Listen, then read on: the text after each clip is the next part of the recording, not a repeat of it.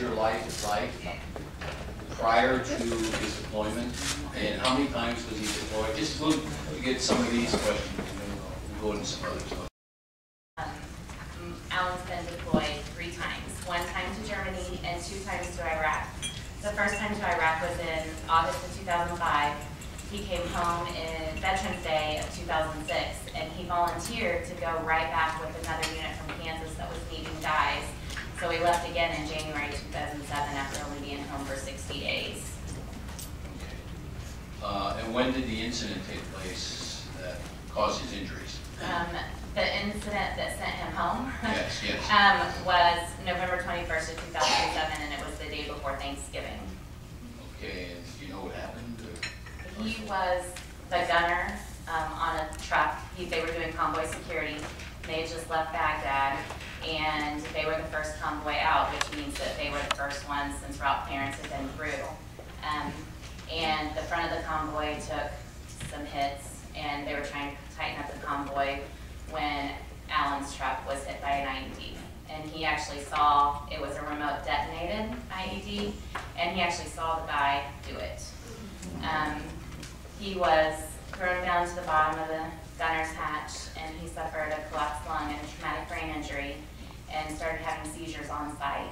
He was then medevac to Balad, and then on to Germany, where he was there for a few days in ICU before he came home to Walter Reed. On Sunday after Thanksgiving, he flew to Walter Reed, I flew to Walter Reed, and we met there. And just briefly, Gina, what was your family life like before that? How old are your boys, by the way? Mikhail is 15 now, and Drayson is 8. So Drayson was only 2 when Alan was deployed, and Mikhail was 10, 9, 10. The little one, he's not easy to forget. We know what that means. Yeah, but I had not been teaching since our youngest one was born because we knew the deployments were coming. And so I was a stay-at-home mom, and it was good. Alan was very social.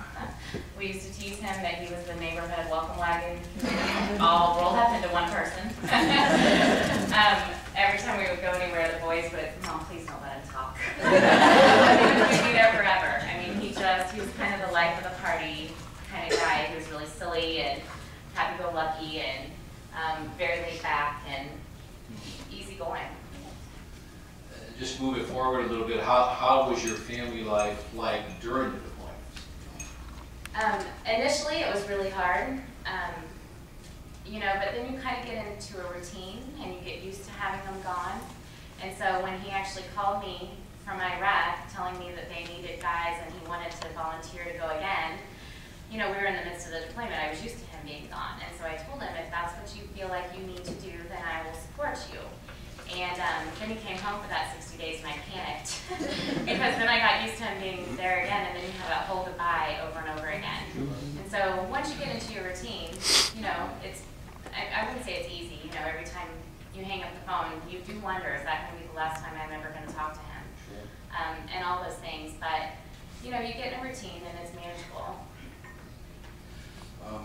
What kind of treatment did Alan receive initially, and then let's talk about treatment from then until now.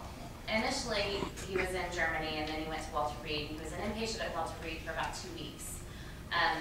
They were trying to figure out the seizures and all of that stuff, and even up until just 2 months ago, there was still a question about the seizures. So almost 4 years, we still haven't had an accurate diagnosis and all those things. But then he was an outpatient at Walter Reed for about 3 months.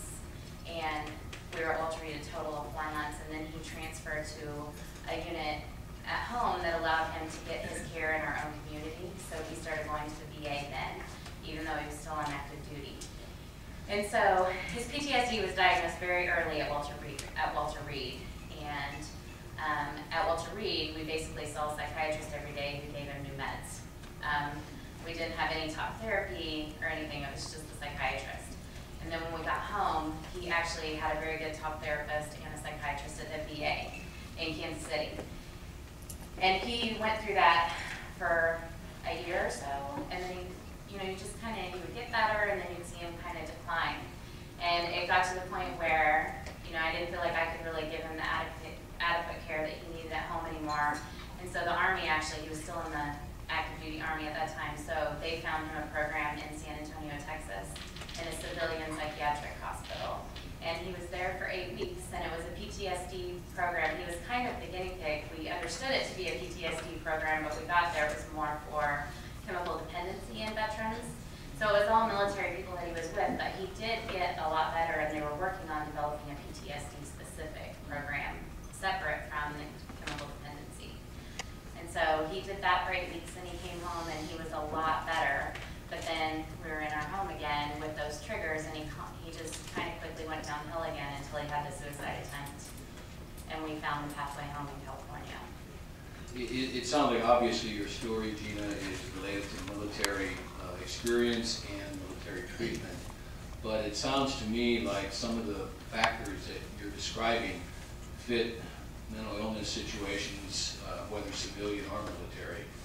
And can you comment on that? Can you say what you may have found in your journey that might also relate to like people here who are not in the military but who are suffering from either a mental illness themselves or they're a caregiver or someone with mental illness?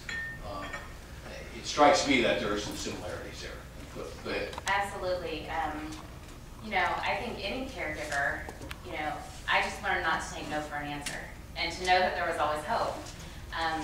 And there's always options. A lot of times I felt like there weren't any, but it wasn't long before I could, I'd have my little moment. And then I would start doing again what I do, as Alan says, she did what she does. I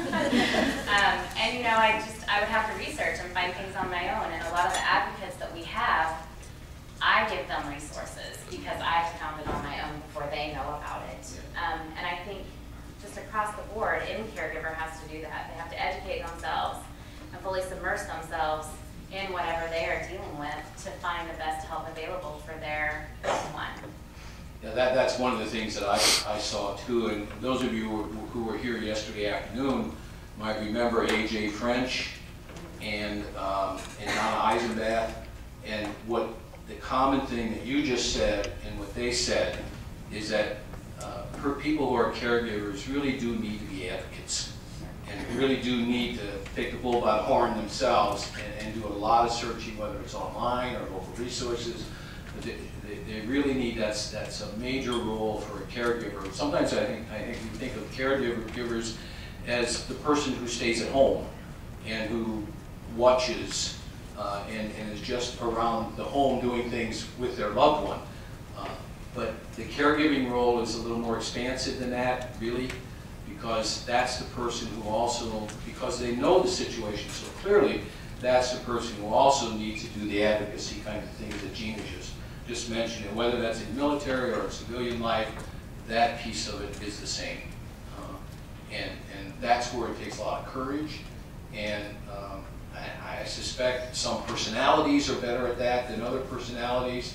If you are not the kind of personality who can just take charge of those kinds of things, my suggestion would be find somebody who is and partner up with them. But do that advocacy. But I had to learn how to do that too. Okay, good. I definitely was not the public speaker.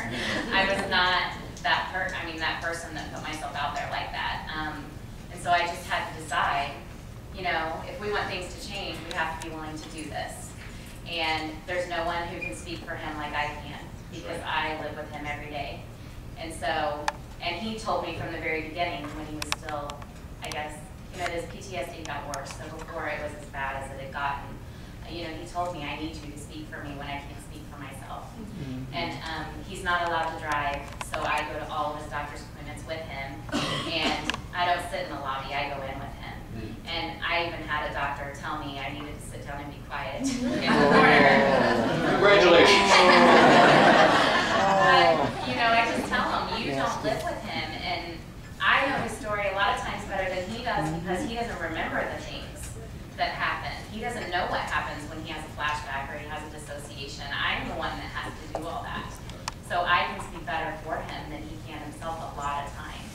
And that's a point that is valid for all people too. That a lot of times, I know when Karla was in a depressive mood or a manic mood, she could not speak for herself in any kind of reasonable way. Someone else had to do that for her. What kind of support did you personally have? You know, like back home, friends, church, faith, whatever. Talk a little bit about the support that you received. First of all, my faith has been huge in this whole deal. When Alan volunteered to go again, you know, Drayson was 3 and Mikhail was like 11. And to explain it to our kids why their dad's leaving again, and this time he's volunteering to go, Alan and I talked about it, and we just decided, you know, if we believe that, you know, your days are numbered, and when it's your time to go, it's your time to go, and it doesn't matter where you are, then really he's in no more danger in Iraq than he is here. Because if he dies in Iraq, he would have died here the same day. Maybe in a different way, but, you know, so if you truly believe that, then I also have to believe that God didn't save him in Iraq to come home and live a shell of a life, to be a spectator in his own life, as he likes to say. You know, God has planned for him, and we've went through a lot to get to that plan, but I think we're getting closer. And, you know, just seeing that and getting him to believe it sometimes, you know, I kind of have to be a cheerleader too.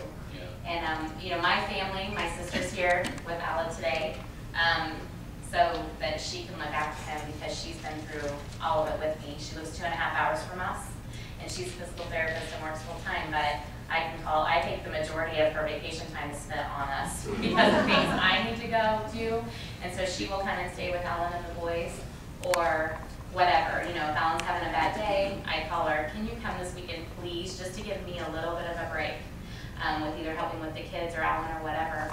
And you know, my kids, you know, Mikhail has somewhat been a father figure for Drayson, which kind of creates some conflict in their relationship. But, you know, when we're out in public or even at home, I don't have to tell them what to do when Ellen starts having a bad episode. They know what to do from experience.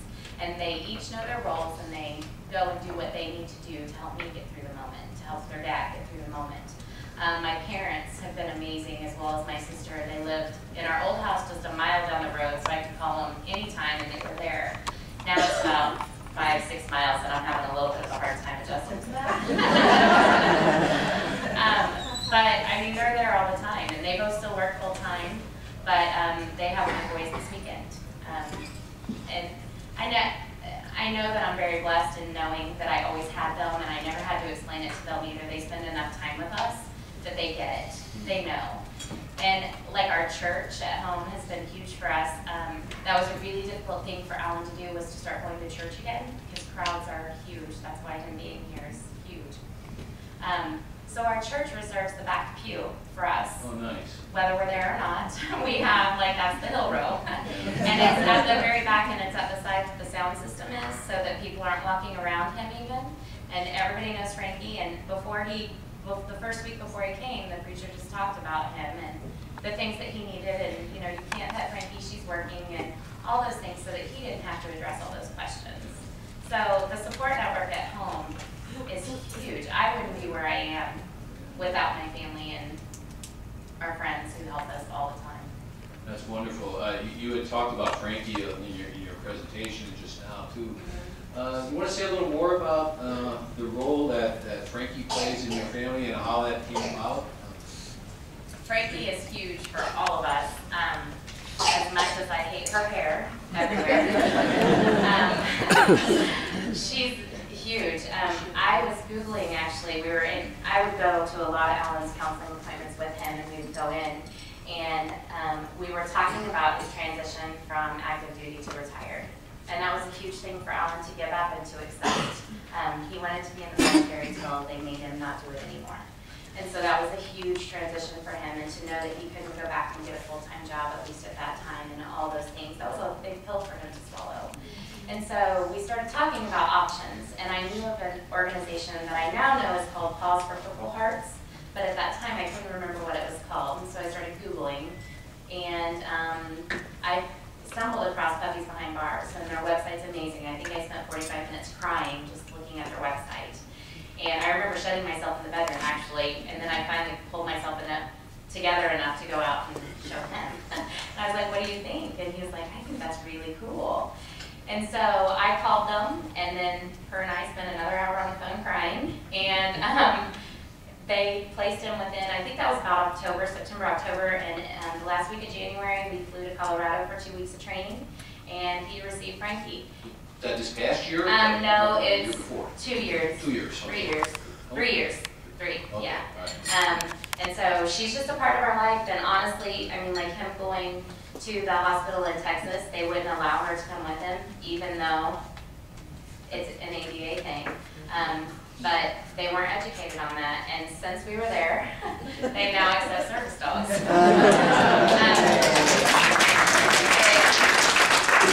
Every day, the boys and I, we lived in a hotel the entire summer. They gave up their summer to go be with their dad in Texas, and we would take her to visit him every day. And the program in California, Alan will tell you too, he wouldn't have wed if he didn't have Frankie. That was a way he could take a part of our family with him. You know, he wasn't alone in going. And their bond is sometimes, I think, better than my bond. Why are you sexy jealousy? Maybe. She's a girl.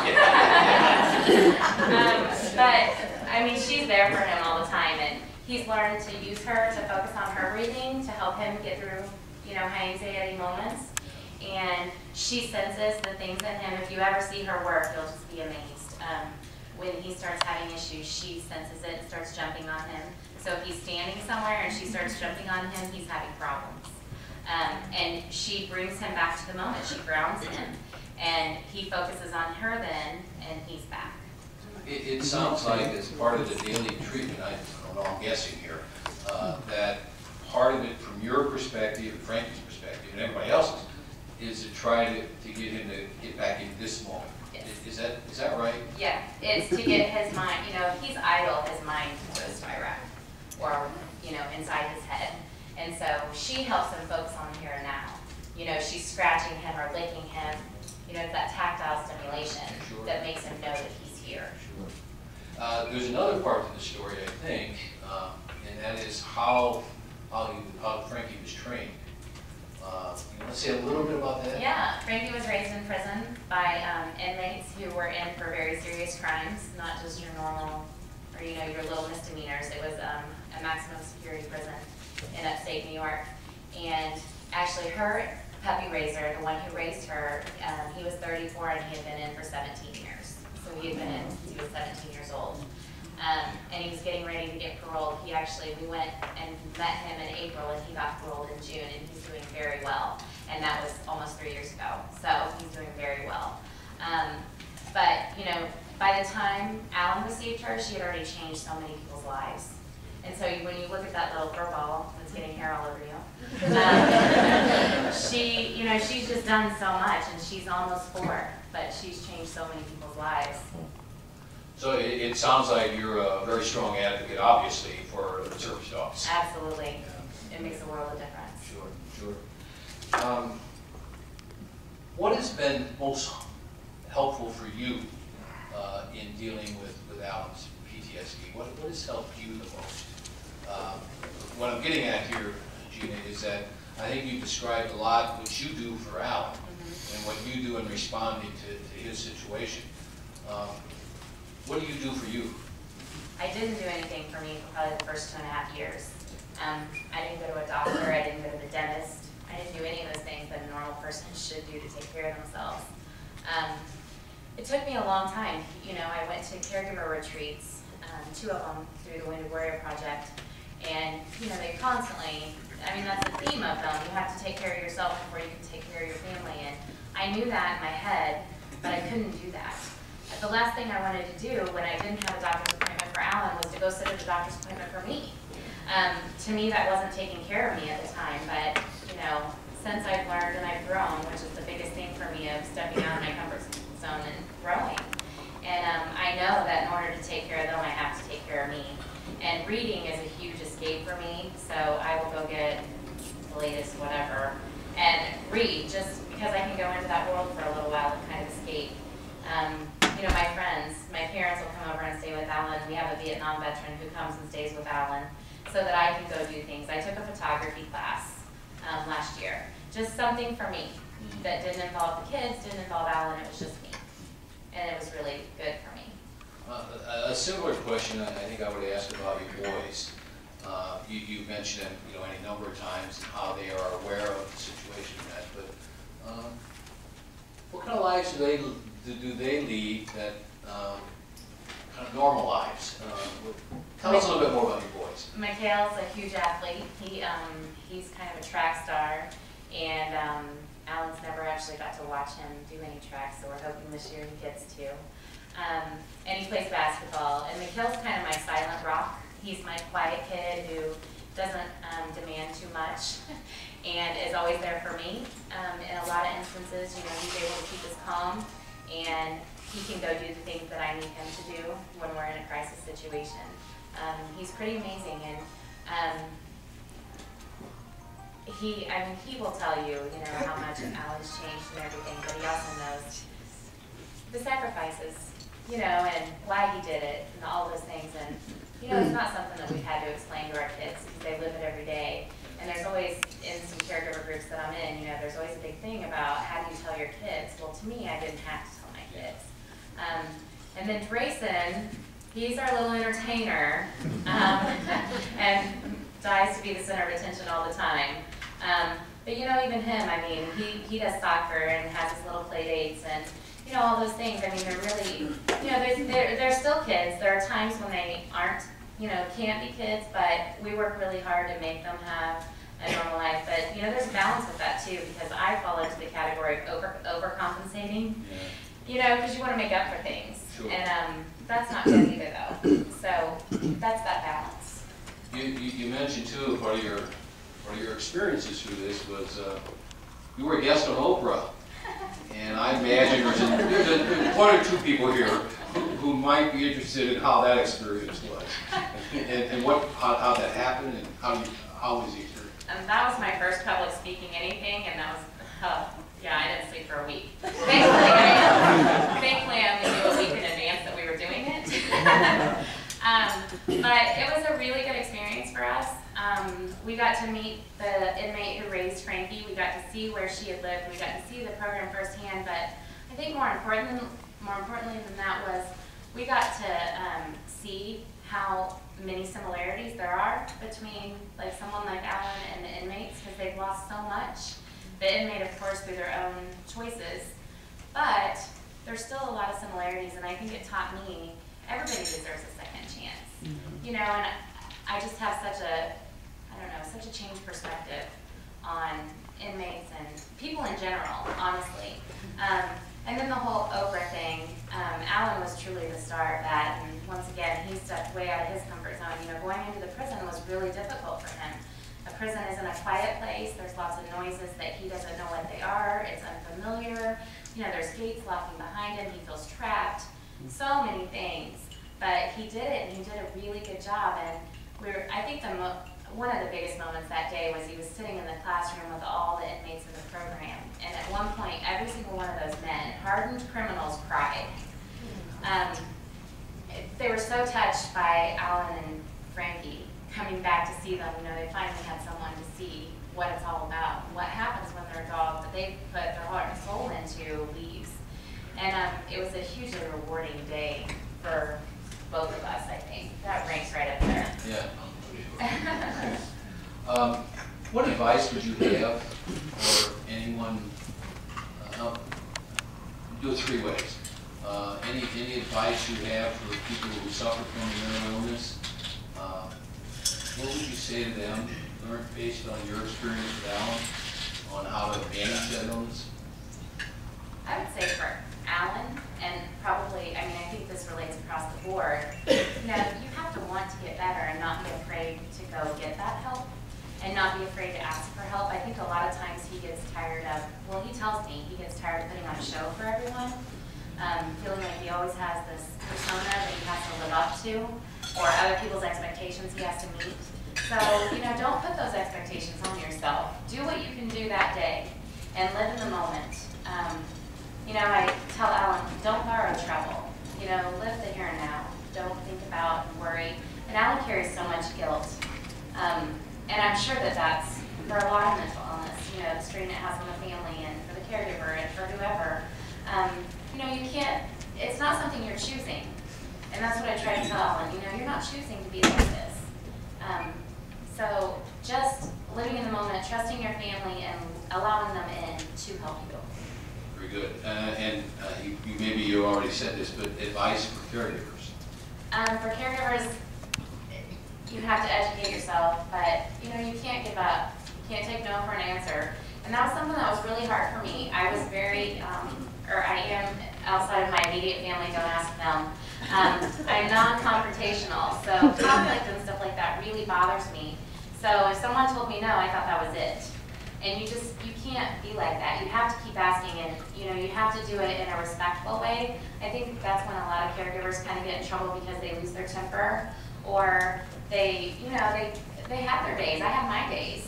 But you have to get past that and be able to pull yourself together to get through that moment and to advocate for them and put your own personal feelings aside.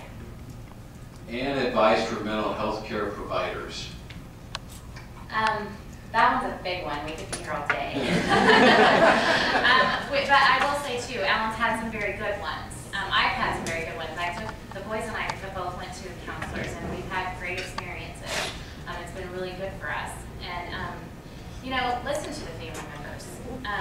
Let the family members know that they have a voice, because that's one of the biggest things. Like, I feel like I don't have a voice sometimes, and my voice is really loud.